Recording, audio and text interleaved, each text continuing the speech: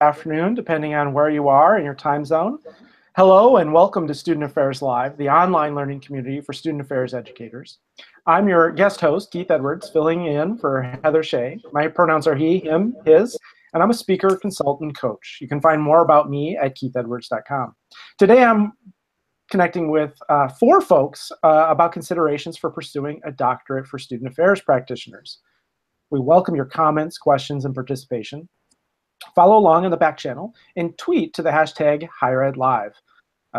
Erica Thompson is managing our back channel behind the scenes, so thanks to her for helping with that. In a moment, we'll have our panelists introduce themselves that we have with us on Higher Ed Live today. But first, I need to acknowledge and thank those who make Student Affairs Live possible. Student Affairs Live is part of the Higher Ed Live network, and you can tune in to episodes with regular host Heather Shea and Tony Duty on Wednesdays at 1 p.m. Eastern Time. If you're unfamiliar with past episodes, we highly recommend that you check out favorite the archive link that we're tweeting out now. Higher Ed Live is produced by M. Stoner, a marketing and communication firm that works with education institutions on branding, strategy, web design, and more. Have you ever wondered what prospective teens are thinking when they read and receive or ignore your institution's recruitment marketing? The third study in the myth-busting series is the first to focus on the complete enrollment marketing mix. Join M. Stoner and NRCCUA, I'm not familiar with that acronym, during a free webinar on December 12th at 1 p.m. Eastern Time, 10 a.m. Pacific, to explore where these perspectives converge and differ and how marketers can leverage this knowledge. We're getting a tweet out with the information and the link to that now as well. Student Affairs Live is also exclusively sponsored by ACPA, College Student Educators International. ACPA believes that Student Affairs Live is one of the many ways you can be innovative with your own professional development. The early bird deadline for the annual convention in Houston ends this Friday. So get your early bird discount. And also, anyone presenting an educational session needs to be registered by this Friday. We're getting a link now out with the registration link so folks can get connected there as well. Thanks for that, and we want to get started. So this is really designed for folks who are student affairs practitioners who are considering a doctorate. And this might be you or might be someone you know or people who you work with. So are you a student affairs practitioner considering a doctorate? How do you know if this is the right step for your career path? Is a doctorate necessary for upward mobility in student affairs? What are the pros and cons of pursuing a doctorate? What are the pros and cons of pursuing a student affairs career without a doctorate? Today, we've got some great people here to discuss various perspectives, and I think each of them holds various perspectives themselves. So to have the four of them here is really great.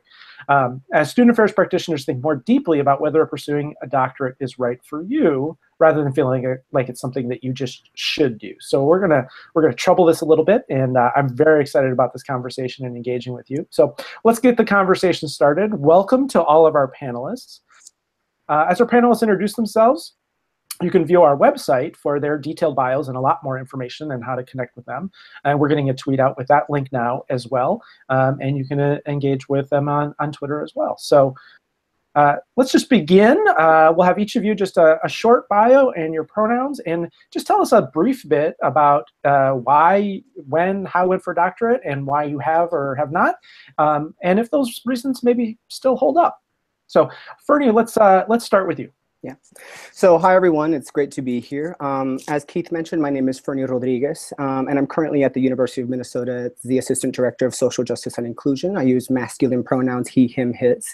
I wanted to share with you a little bit about my decision to pursue a PhD. Really came with when I started realizing that in order to reach those senior administrative ranks, at least now, that PhD is really something I felt that I needed to pursue. But in addition to that, I also had a burning question that really started when I was an undergrad, and it was all around what my dissertation topic now has become, around masculinity and Latino gay men.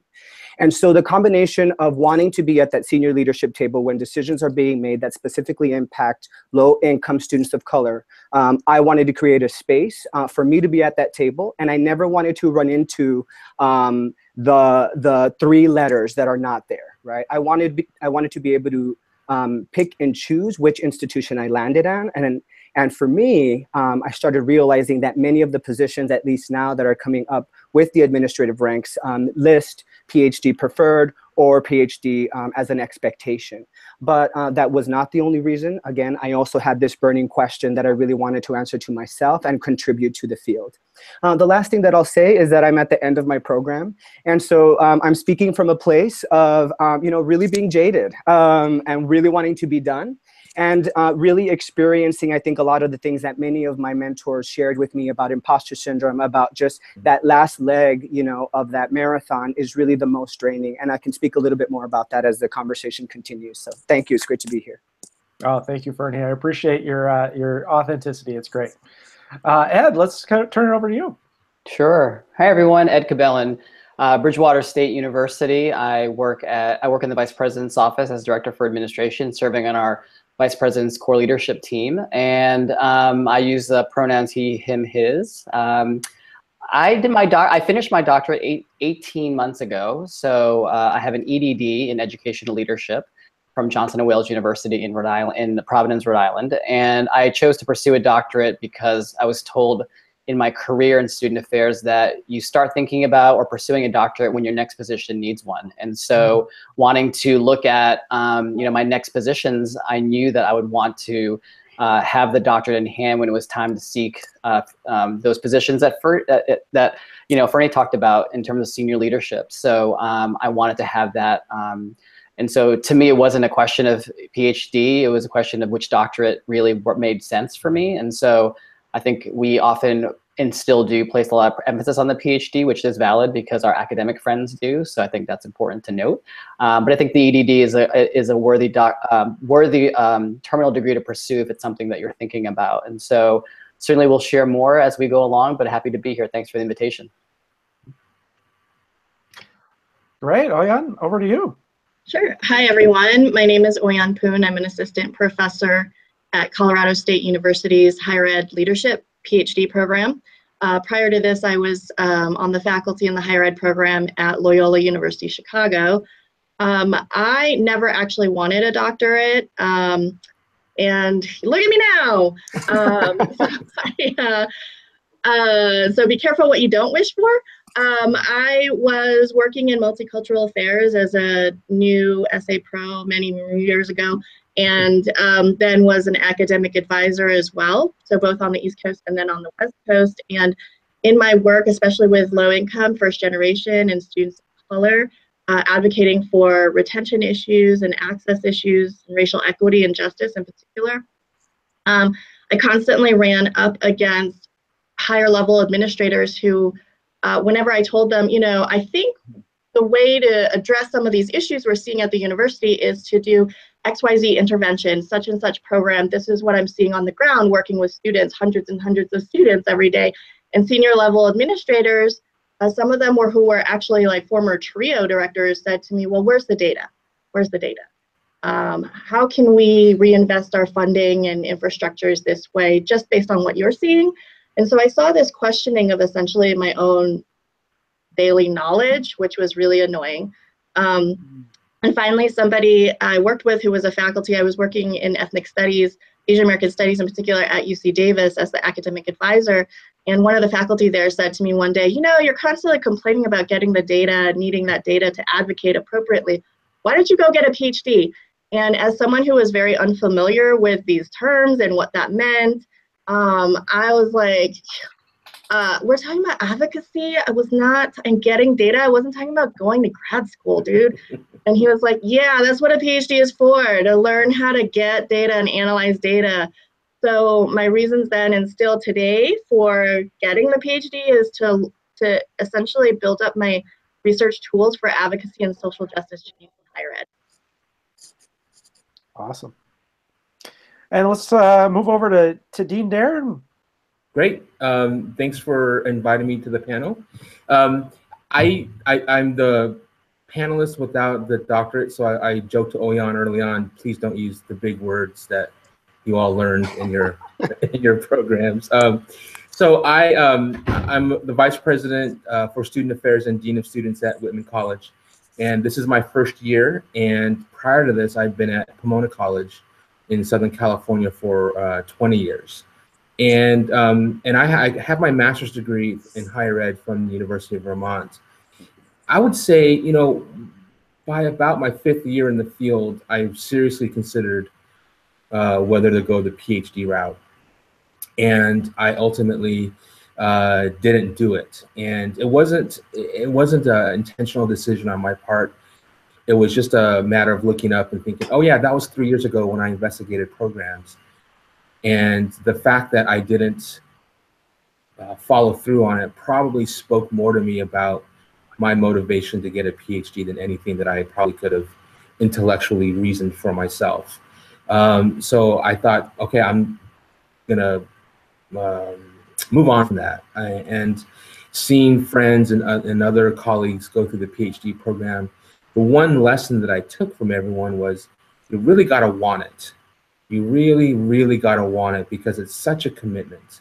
And I knew that I didn't want it that bad.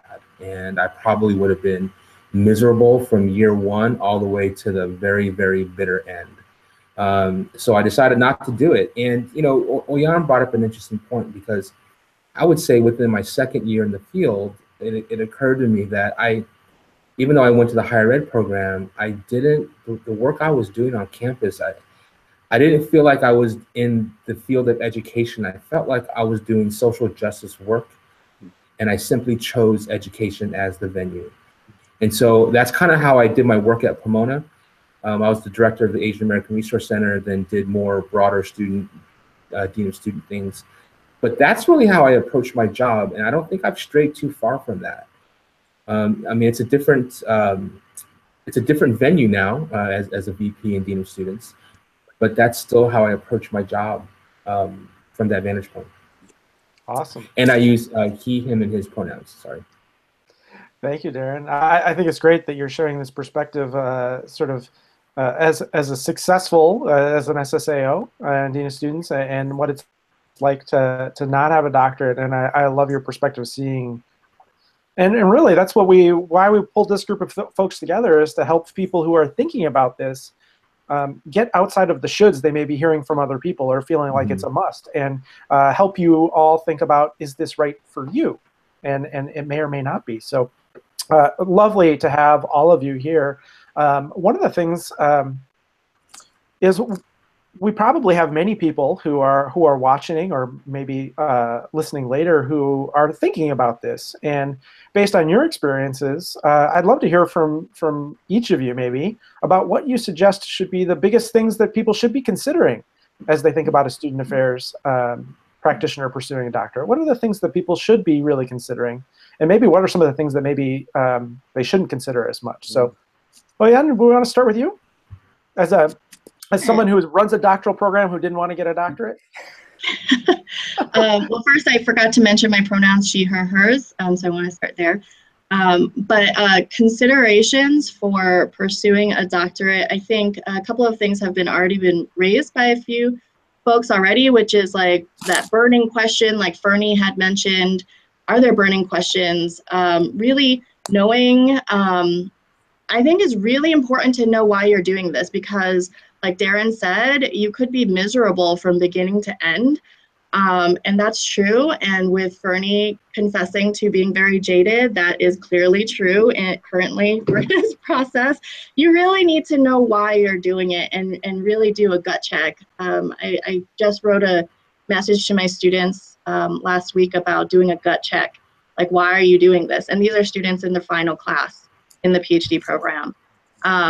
And really tap into that, because some of them were starting to spin their wheels and freaking out about their final paper in their final class. And I was just like, gut check time, like just stop for a moment, take a breath, think about why you're doing this. Because if you don't have a clear sense of why you're doing it, and if quite honestly, I've seen this quite often when I was a PhD student, as a faculty member later on, and now I've seen students who really perpetually spin their wheels and really struggle to finish, if at all. Those students tend to be the folks who really didn't have a very clear sense of why they wanted to do it, and perhaps were the only really clear articulation of why they wanted to do it was for the paper, to get 3 letters and to advance in their career ladder rank wise. And I just don't think that's enough. And as faculty selecting from the admissions pool, a lot of people just hit submit on those applications. I know that, as I wrote a crap ton of letters the last few weeks too.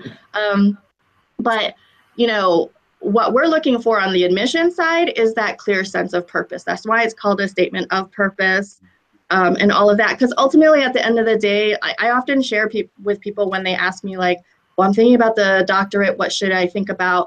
I sometimes ask them, have you ever run a marathon? Have you ever trained for a marathon? Have you ever taken a Bikram yoga class? And for those of you who don't know what that is, that's 105, 110 degree room next to sweaty, nasty people for 90 minutes doing really ridiculous yoga poses. Like, great. Why? Why? Why would you do this, right? Like, you have to have that sense of drive and clear purpose to, one, drive yourself there, or to engage in marathon training, to actually go through that with a marathon constantly, day to day, and train for that. And then at mile, 21 in a marathon, are you going to keep going? Fernie is at mile 21. Are you going to hit that wall, and what are you going to do? So yeah, I think that's one of the most important considerations, and I'll let everyone else talk about this, but in the last week, I've been thinking a lot about the GOP tax scam bill. Yeah, that's direct shade. And all the things, all the ways they're trying to screw higher ed and our field, really. So, that's a huge consideration, the financial consideration, where you are in your life, who your partner is. I like to share with some people that when I went through my PhD program, it was an all women of color cohort. Every single one of us had a broken relationship, either a divorce or a broken engagement. Whoa. So that is not a success story and nothing to celebrate, but things to acknowledge that these things are hard, and you need to know why you're doing it, and you need to have a clear sense of who you are, where you're coming from, what your supports are, and what you're getting into. Because 105 degrees and sweaty people around you, that's nasty. Well, thank you for that. And I love the perspective. I think one of the things that pushed me to do my doctorate when I did it is because I didn't want to be doing a doctorate and have kids at the same time. Mm. And that's what pushed me to do it maybe earlier than I would have otherwise. But there's lots of these life factors that come into play. Darren, you mentioned some of the things that you thought and you were considering and what you see others. I'm sure you have conversations with people who are thinking about a doctorate. What are some of the things you encourage people so that they're really thinking about, is it right for them, rather than, is this just something everybody should do? I would echo a lot of what OiYan said. Just you have to be clear on why you're doing it. For me, and I can't say that this has to be for everyone else. For me, looking back on it, if I did a doctorate, it was because I wanted to answer a question. There was something that was so on fire for me to know or get an answer to or get a perspective on. And at that time, there just wasn't. It wasn't there for me. I also think, kind of to take the other side of this, another view is, I understand how someone can feel like they need to get the paper, they need to get the degree, and for them it can be mostly just a utility. And something that needs to be done in order to get to the next step of whatever it is that they want. And I think that's for some people, that I think that's perfectly valid. I think that a lot of what Fernie said, I had similar thoughts. A lot of what OiYan said, I had similar thoughts of. As I got a better view of higher education, I started to identify where decisions are made, where policies are discussed, where resources are allocated, where all those things are happening. And it certainly wasn't happening at the level of where I was at the institution. And so how is it possible for me to impact those kinds of decisions? And there's just times when you just do things that you may not enjoy doing. And maybe this is, coming from working class family backgrounds and work ethic, is you don't always get to do the things you want to do, and sometimes you just have to do them. And it's not a great image, but sometimes you have to hold your nose and get it done. And I think that's a legitimate reason to do it. I think it seems hard as hell, and that seems really difficult. But I also want to tell people that if that's your reason, it's perfectly legitimate. Well, and I always tell people who are thinking about it, do you miss class? Do you miss your master's program? Do you miss someone giving you 12 books to read over the next 3 months? Do you long for that? Like, You know, there's a part that I do miss. I do miss structured action and learning like that, and it takes a little bit more dedication and discipline on my end to keep up with the journals, to keep up with you know, what's happening in the field. But I do miss that structured kind of learning. That intellectual part of my life. You know, I get it in other areas. You know, OiYan knows that I'm pretty involved in the Asian American community, and there's all kinds of things that are going on in our communities back home. There's a whole different field for that. But yeah, so the intellectual aspect of it, I get in other areas. yeah, there's lots of other ways to learn, from books to TED Talks to YouTube to connections and networks and activism and all sorts of different ways. And let's move over to you. You in your introductory comments, you talked about an EDD. I wonder if you could maybe add to what you're sharing about kinds of programs and what the thinking is between an EDD and a PhD. I often tell people I don't think it matters very much. Yeah, no, I don't think it matters either. But you know, I think we operate in a, you know, in higher education, which is you know, innately hierarchical, that really cares about titles. You know, to the point of detriment in some aspects of the work we try to do with our students and colleagues. I think, you know, when you're looking at programs, I think the first thing I would offer that hasn't already been said is really do your research on the PhD and EDD programs that you're looking at. I would argue that even getting a JD and going back to law school is something that we need. You know, to OiYan's point earlier about the law and looking at how we need to be more active in that space in a lot of ways. But, you know, think about, do you want online? Do you want a cohort? I chose my program because it was a cohort model. My program was weekends, Friday nights and Saturdays, every other weekend for 10 weekends a semester. I enjoyed, I mean, I'm a technology researcher, and I still loved the face-to-face and really needed that because my learning style was really still that cohort style conversation, debate with who I consider some of my dearest friends now who finished the program with me. And so I think you should think about the program and the type. I think, you know, there are some who would argue that EDDs, a lot of folks who seek to be terminal vice presidents, administrators can do that with an EDD now, whereas before it was you need a PhD and that's it, you won't be able to. I think you have to look at the size of institution you kind of want to work at the end of the day. Are you working at a Research One institution? Are you working at community colleges, small, private, religious? You have to think about what those type of institutions are looking for before you start doing it, because you don't want to get into a situation where deep down you want to work at a small private and they need you to have a PhD and you didn't look at that. So I would offer that as one consideration.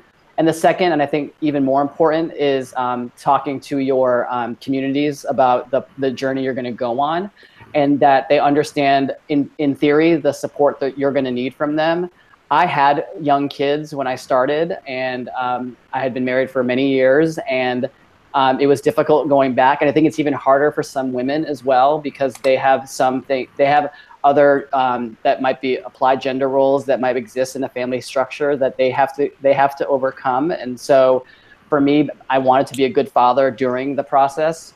I probably wasn't, thinking back on it, and I have to be okay with that. And so there are a lot of things you have to negotiate with your nuclear family, with your friends and family as you think about the journey.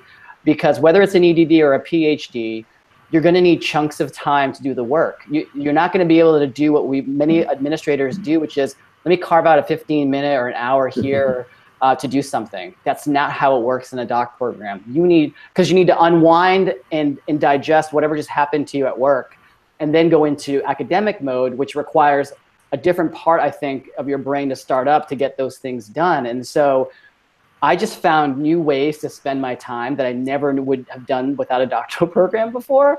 And so I would just offer those two things. Think about the impact it's going to have on relationships and your family dynamic if you have one, especially with young kids. And then the second is, you know, make sure that you understand the dynamic between those different types of EDD and PhD and how they're delivered. I think it's so important to think about. Yeah, I appreciate that, Ed. I think, if you're going to say yes to a doctorate program, what are you willing to say no to? You can't just, there's only so many hours in the day, and so thinking clearly about that. Fernie, you're in it. You're near the end. You're at mile 21. What do you think folks out there who are thinking about this should be considering? I have so many notes. So I want to highlight what I think many of us have said, and the question that I think people need to ask themselves if they're considering a PhD is, what are you willing to sacrifice? By the time I'm done, most of my 30s will have been gone. I will have missed the majority of my niece's kind of upbringing back home in El Paso, Texas. And I want to share a story kind of related to this. There was a point in my, when I was still in coursework, where I woke up and I had both of my degrees, my undergraduate and my master's, in front of my bed. And I started realizing, you have all of these successes and nobody to share it with, right? I was single at the time. Another consideration is how life changes, right? Now I'm in a long distance relationship. Hello, Gabriel, I'm sure you're watching. And so that we have to be willing to adjust, right? And so when we think about the PhD, it's important to understand or to have some idea of what you want that process to look like. I left full-time work to go right into full-time PhD mode and realized I was working just as much. Because I am a low-income person, I had to have multiple jobs. I had to have, basically work anywhere where people would pay me. And so in retrospect, I think that it would have been more beneficial for me to stay in a full-time position and do the PhD along the way, right? So the next question is, how quickly do you want this done, right? My hope was that I would be done between 4 to 5 years, and things changed, right? So speaking to how life changes, we also need to adjust, and your program might be a 6-7 year process. The other thing I just want to say for those of you who are listening, if you want it, do it. Regardless of what we say, take our advice, right? But also remember that if you have that question, if you have the reasons, go for it, do it. And contact us if you need any guidance. The other piece is, where do you want your contribution to be? I said that I had this burning question that started in undergrad, right? And it wasn't until 4 years ago that I had to make the decision. This question is still coming up for me. It's a gap in the literature, and I want to make my contribution to higher education in this particular way. You can have a question, right? But remember that our research is going to be subject to white normative expectations in the academy, right? And so now when I'm in my writing process, I am constantly having to negotiate what and how I want to present the stories of my participants within the context of scrutiny, the academy, my committee, and the expectation of when you're going to be published, right? I do descriptive narrative. I'm a storyteller, right? That's not necessarily valued in many of our journals in higher education, right? And but so there are for journals me, that will. exactly, and so, but also related to that, it has been a beautiful journey, right? I have gotten to know my 6 participants in a way that I don't know that I would have ever been able to do, right? 6, we have been connected for over a year now. I'm going to finish up my research in December when I'm down home in El Paso. And so to be able to bring their voices to the field is really what my goal was. You can have a burning question, but that doesn't necessarily mean that you have to contribute it in this way, right? You can still do the work. You can still write the papers and do the journals, right, without doing the PhD. So the question is, where do you want to fill that gap, and how badly do you want this field to understand the topic that you are wanting to contribute? And then the last thing that I would say is that I guess my biggest misconception, going back to our research, our writing, our ideas are subject to white normative expectations in the academy, right? And so for me, I needed to figure out a way where I could make my dissertation my own, right? And so I hope I'm not getting too far into the weeds of the actual process, but in my methodology, I had to be strategic in selecting methodology that was going to allow me some freedom in my writing, right? I use portraiture, right? Which allows me to use metaphors, descriptive narrative, and it sort of gives me some leeway in how I approach the entire paper. And that has been liberating in many ways for me because my committee approved it. And now I can go back and say, this is within my methodology, and I can use metaphor, and I can use symbolism within my paper. Mm-hmm. If I can jump in here, tag on with what Fernie was saying, that white normative expectation, throw in patriarchy, throw in transphobia, throw in classism, all of these you know, oppressive structures are real, but I also want to be sure to highlight, you know, what's exciting, and and shout out to Colorado State University, is that there are shifts in the field, in our field of academia, that are helping to allow for the resistance against that and to transform that. And I think what Fernie's really highlighting is, and goes back to what Ed was saying as well, is like, know what program you're applying to or you're interested in. And it's not just, you know, the name of the university, right? You got to know who are the faculty there, because essentially grad admissions, doctoral admissions is very different than master's admissions, is very different than undergrad admissions. For doc admissions, it's about doing a match between who you are and a potential mentor or two or three, right? People joke about having like a family tree of nerds. You know, my advisors were Don Nakanishi and Danny Solorzano. That's connected to a whole network of folks who came out from their mentorship, right? And so we talk a lot about that kind of lineage, because we kind of share experiences to a degree and paradigms. And so from the very beginning, you can resist those hegemonic oppressive structures. Sorry, Darren, big words, but you know these words. So, you know, you can resist that from day one by looking at who are the faculty. That's probably consideration number one in deciding which programs to apply to or want to go to, is to see what faculty work there, what paradigms they're doing, what, you know, that they engage in. You know, I'm going to brush my shoulders off here a little bit and say that CSU, when they brought on myself and DL Stewart and Susana Munoz, that last year when that was announced, that kind of shook the field up a little bit, or a lot of it.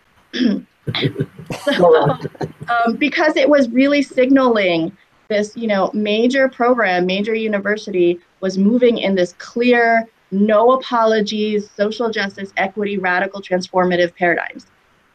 So that from day one is how you resist that hegemony. Yeah, I'll just add too, and then we'll turn to Ed for some other misconceptions. But I think the faculty is really, really important, and certainly something to consider. When I did my doctorate at the University of Maryland, the faculty were great and so supportive, and I learned so much from them. But looking back, I learned even more from the other students that I was in that cohort with, because I was in class with them every day and study groups and all that other stuff. You don't always know who the other students might be, but I think that's a really huge part of the experience. Ed, what misconceptions or surprises came up for you? I think going through the program, I went in with sort of wide eyes and hearing from other colleagues who had gone through similar programs about what to expect. And I think for me, one of the biggest was this idea that you can use your coursework as part of your dissertation. That in fact, some of the papers that you write or some of the research that you do can count towards. And I know some programs actually build in, like, you know, chapter 1 is going to be in this class and chapter 2 and 3 are in these classes. When in fact, the writing you do for coursework in a doctorate is very different than the writing you do for your dissertation. And the fact that you can't use instruments you're hypothesizing in your coursework as data that you're going to use in your eventual study. And so, I went in thinking, oh, wow, this program is a lot short, you know, a lot more brief than other programs, maybe because they are doing that. And, you know, thanks to a great advisor, shout out to the Johnson & Wales faculty, Dr. Felice Billups, who's my major advisor, who really got me to think, you know, like, no, this is your own, the coursework is one piece, the dissertation phase is another. So I don't want folks going into programs thinking that they have to know what they're going to do. Even if you have a burning question, that question could be split off into so many different subtopics that you weren't even thinking about before. The journey of the coursework should open you up to more possibilities regarding that single question that you might have had at the beginning. Sure, you might end up in the same family of topics, but I think there's opportunities for you to really explore that deeper through coursework and then make, you know, your pitch for whatever that topic is going to be. And I think the other piece I shared earlier, which is the whole concept of time. I think whatever you believe your time is now and how you're disciplined with spending your time, that needs to shift immediately when you get into a doc program, because it's a survival mechanism at that point. And if you can develop some of those good habits before you get into a doc program, I think you'll be in a better position to at least alleviate some of the pending stress that's going to be coming your way. Awesome. And Darren, what misperceptions or misconceptions do you feel like people have about senior leaders in the field who have who don't have a doctorate?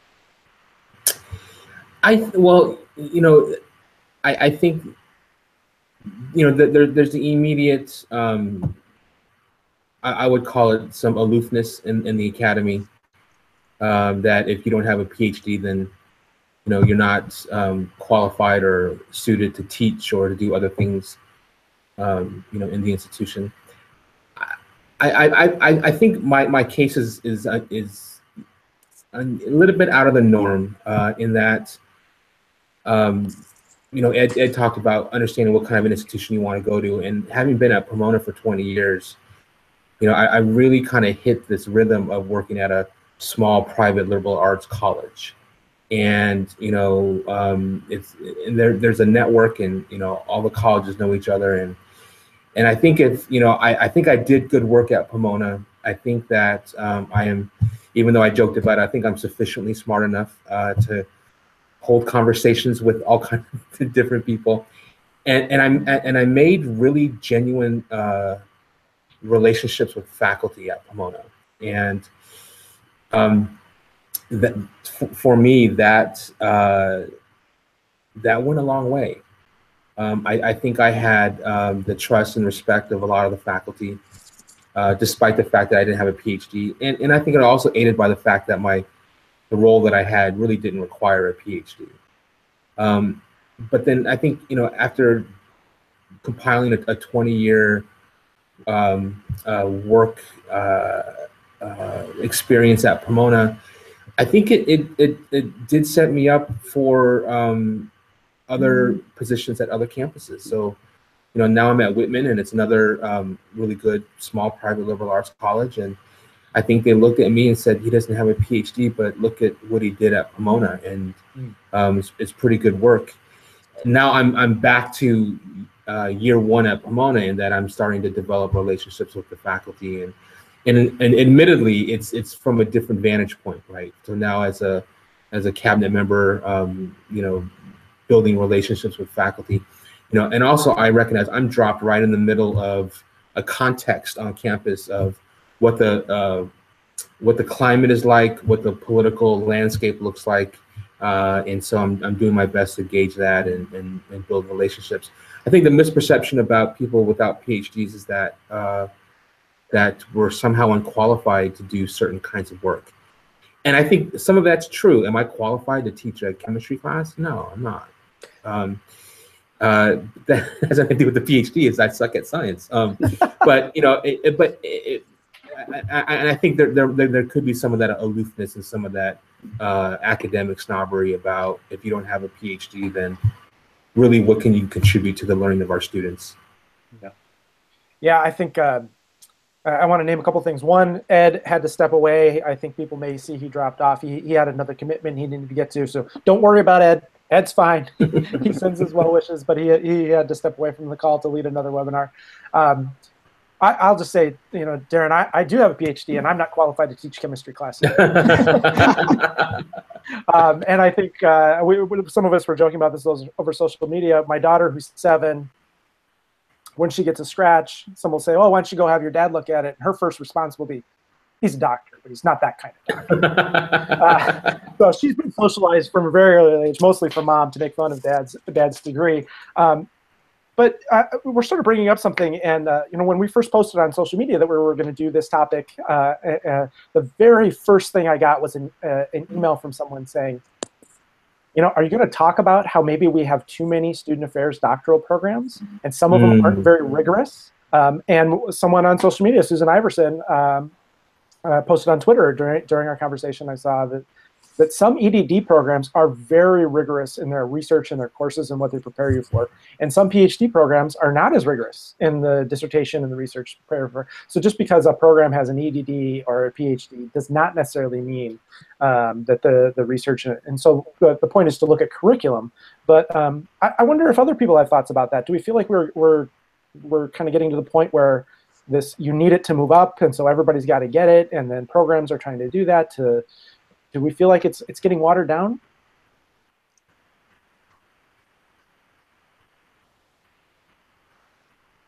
I don't know if anyone wants to jump in. Fernie's smiling. Well, let me add this to the maybe this will start something. I think if someone were to ask me, Darren, what do you think students should be learning in these higher ed programs, whether it be a doctorate, EDD, or a master's, I would say that if it's a question of they want to prepare to become a faculty member, then that's something that's out of my depth. If it's about how do we prepare these students to become practitioners, then I'd say pull up a chair. I've got all kinds of different points of view for this. I think legal issues are something that, as a practitioner, is just on your plate every single day. And the other thing that I'm also learning at the cabinet level is how does one balance different personalities and relate to different people in a way that you can get an effective group or an effective division. Those are the two things that I think right now are skills and are things that I'm reaching for on an hourly basis as a vice president. Well, yeah, and I saw we lost you there a little bit, but we've got you back now, so I'm glad you're back. We were just asking a couple comments through social media about, are we getting too many of programs and maybe aren't as rigorous or demanding and things getting watered down? Any thoughts about that? How do I say it diplomatically? Darren's known me for a very long time. Diplomacy is something I've been working on.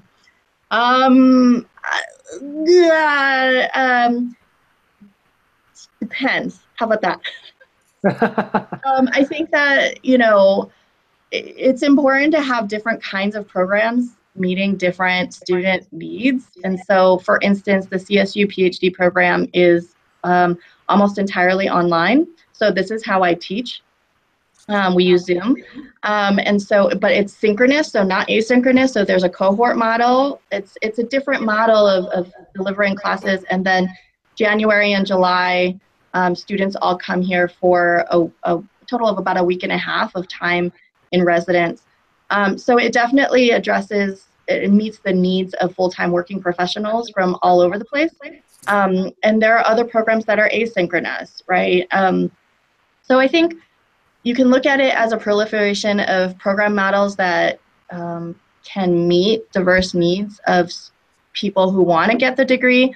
I think the challenge, and I think my perception when I was applying to this program or concern was, is it going to be as rigorous? And it's really going to be about how the faculty are going to engage, right? Like, my expectations for my students at Loyola are the same as I have for here.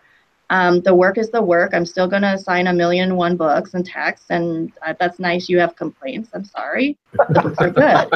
So that's real. That's real.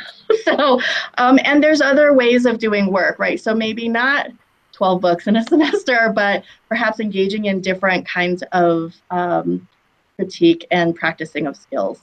So, I think it's good. The competition can be good. I think where it can be bad is where then there are pressures from local and state and federal governments for institutions and board of trustees to make money, right? Like what Wu-Tang say, cash rules everything around me. That's like the most prolific statement on higher education and US life generally. And that's real right there, is that there's pressures to make money. And so there's pressures for enrollment, and because that's money. And I am concerned sometimes that can compromise the quality of education, because, in that case, right, then the students become customers, and that's a huge concern. Like, what kind of quality are we delivering? Are we simply a business and just meeting customer demand and interest, or do we have a duty and responsibility to make sure that we are cultivating a sense of responsibility, civic duty, all these bigger values that we as a profession say we value, which can't oftentimes be quantified into dollar amounts. Mm-hmm. Well, I think the statistic is that of people who enter doctoral programs, 50% don't finish. Is that right? And I think that's across all disciplines. So that's biology and political science, and I don't know what the numbers are. But a lot of people start, get through coursework, and then decide that's not worth kind of polishing off and finishing. The dissertation can be very lonely. Yeah. Oh, yeah. I agree with everything that has been said regarding, whether or not this question about rigor. And I do think it is important to ask the question, who gets to decide what rigorous is?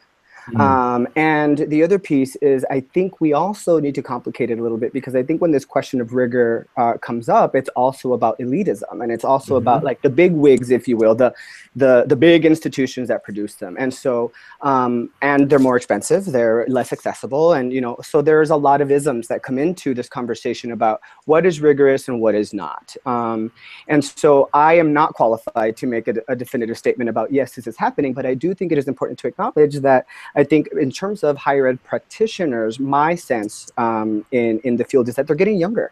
They're getting these degrees at a younger age, let me be careful, at a younger point in their careers, right? And so to have a PhD and not necessarily have the experience to back it up, I think is also impacting this question about rigor, right? And just because somebody has a PhD doesn't necessarily mean that they can apply the theory that they are learning in that program, because that practitioner experience is not there. And so for me, as I look back at the gaps that I had between each of my degrees, they were invaluable, right? And I think that's another consideration for anyone wanting to do that PhD is, part of it is that what do you bring to the classroom in terms of practitioner work, your experience, your lived reality, right?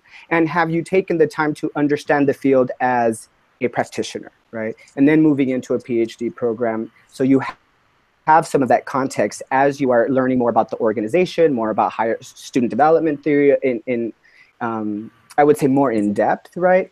So I think those are all important considerations when we approach this topic of rigor, right? That is so interesting, Fernie, that you're seeing kind of a shift towards folks with less working experience coming into PhD programs, because I was just commenting with somebody else the other day about how I feel like there's a shift the other way. And my perspective on this was, thinking about a lot of my faculty colleagues, right, in these programs. I would say the great majority, and I cannot back this up with like hard data right now, but my sense is, and something that someone, a good friend and colleague of mine, Dina Maramba, who teaches at the Claremont Graduate University's program, she and I oftentimes have talked about how we feel like one of the few faculty who have worked full-time in the field before getting our doctorates, and how we've often, I'll just speak for myself now, that my imposter syndrome often comes from, becoming an academic kind of late in life relative to some of my friends who either had like 1 year of working experience or none at all. And now they're teaching in these programs across the country. I love them all. Some of my best friends. Hey, Julie Park at Maryland, who was my roomie at UCLA. Wow, you're calling them out by name. I can only call out people that, we've had conversations about these things. And she is somebody who I love, who will, check in with folks like us or practitioners to be like, so this is what I'm writing. Is this legit? Like, I appreciate that, check-in, whereas a lot of people don't.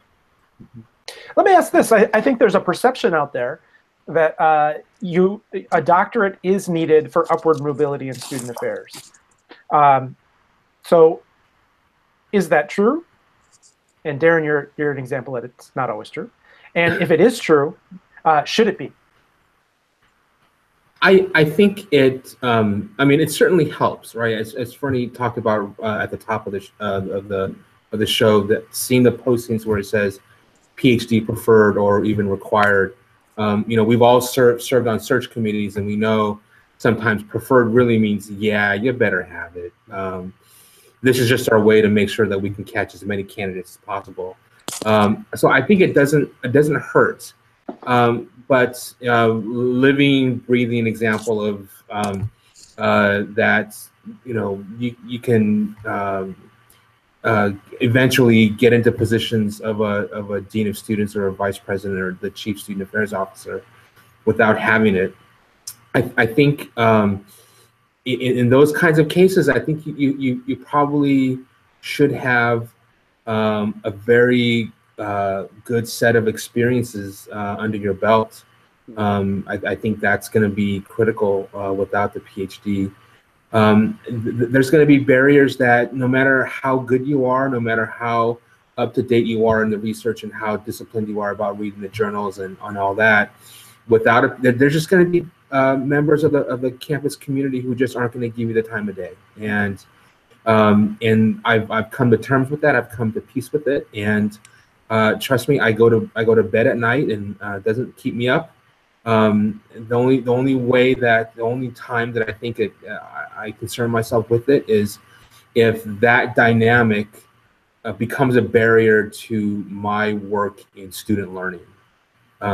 Then that's when I'll try to find other ways around it, over it, through, you know. But otherwise, I'm a little too old to worry about that at this point in my career. You know, 25 years in the field, and I don't have time for that. So I don't think it's a barrier. I don't think it could hurt you. It could help. Now I would also warn, or at least put this out there on the other side too. PhD is not a golden ticket to a vice president's position. It doesn't guarantee you anything. It guarantees that you finished a degree and it was hard and difficult and you did a great job with that, but doesn't mean that you're going to become a vice president or dean of students. And it could also be that through that program of getting a PhD, maybe you realize that's not where I want to go with this. Maybe I want to go in a different direction. Maybe I want to teach with this, or I want to co-term in this position, where maybe I'm not the vice president, but maybe I'm an associate dean and I get to teach. You know, so there's all these different ways that I think you have to remain open with it. I love that. PhD doesn't guarantee you that VPSA gig, or I would add that you would actually be a good one. Fair enough. Did you just say that I'm not a good vice president, OiYan? Man, why you gotta do that? I'm staying out of that. Like I said, we've known each other a long time. I wrote something down as you were talking, Darren, relevant to this question. And what I wrote down is it depends on who you are, right? Because what I started to recognize is sometimes it's not about what you know, it's about who you know. I recognize that I'm a low income, first generation, et cetera, et cetera. And what I know is that that higher education operates in very in strategic ways, right? And so depending on who you are, I think it does matter a lot, right? And so for me, it was very important. It has become very important. Again, there's a very different field in terms of the future of higher education, right? And so for me,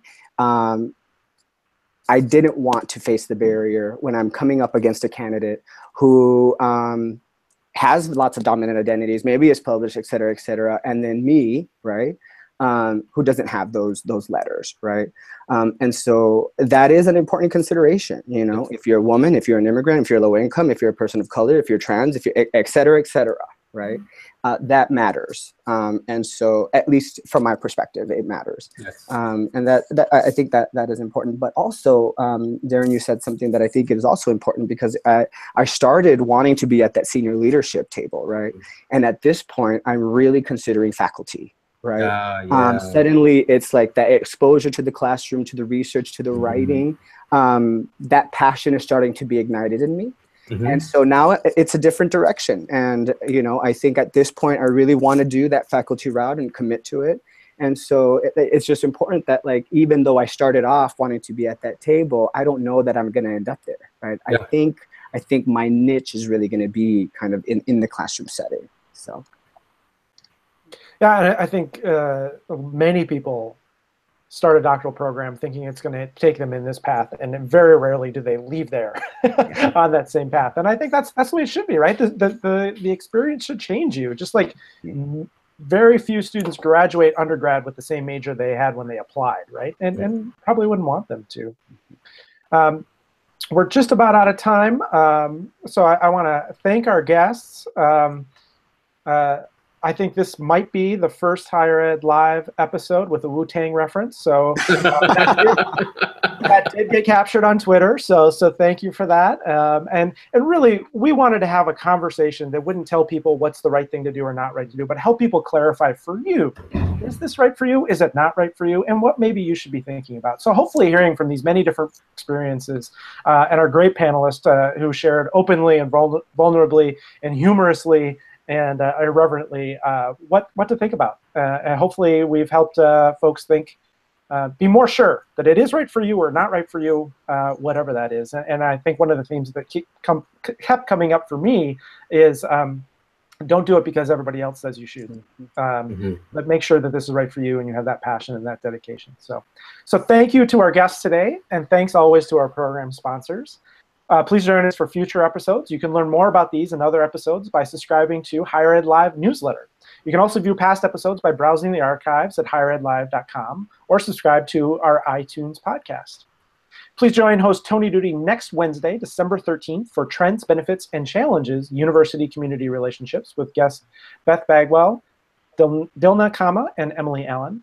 Also, you can join me in 2018, see you next year, on Wednesday, January 10th, for an episode on building living learning communities that work, advancing design, delivery, and assessment, with panelists Karen Inglis, Matt Mayhew, and Jody Jessup Anger. I'm Keith Edwards, guest hosting for Heather Shea. Thanks for watching, everyone. We hope you have a great week and do good work and do it well.